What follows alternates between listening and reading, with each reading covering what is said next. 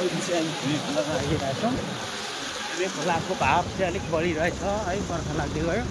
गाह्रो छ नाङ्गी जाने रोड अहिले निकै डेन्जरमै छ है। खोलाको बाटोबाट आउनुपर्छ। त्यो तलको ल्याउने एकदम जोखिमयुक्त बाटोतिर आज चाहिँ हिँडिँदैछ है हामी।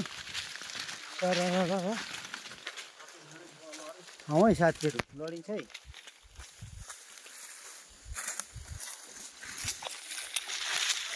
यहाँ खोलाको पुल गएको जस्तो गयो यसलाई नि। ओहो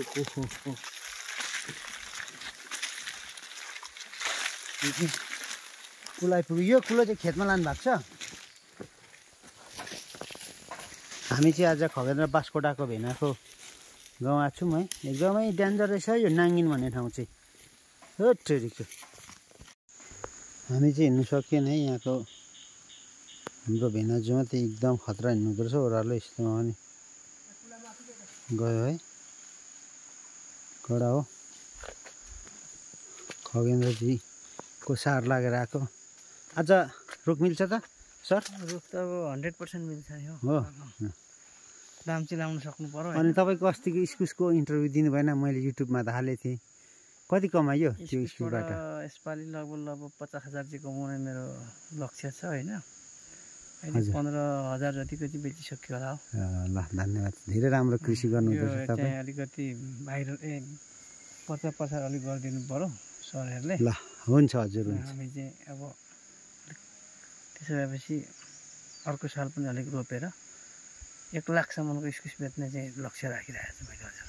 ल सर ल धन्यवाद इन्टरभ्यूको लागि। ल हस्।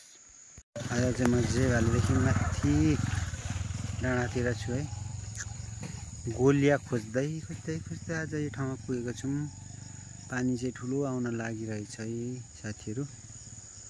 गाह्रो छ जिन्दगी बिहान बेलुका खानलाई पनि। बहुत दुःख छ। समयमा जागिर खाइएन है। जङ्गल हिँड्नु पर्यो। के गर्नु र हजुरहरू? नाङ्गेनतिर चाहिँ पुरा खेतीको सिजन भयो। अब चाहिँ धान लाउनु थालेको सबैतिर।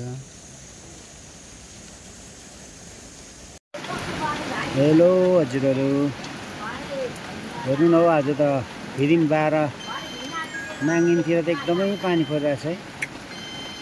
गाह्रो छ। बिजोग भयो। तपाईँहरूकोतिर चाहिँ कस्तो छ आजको मौसम?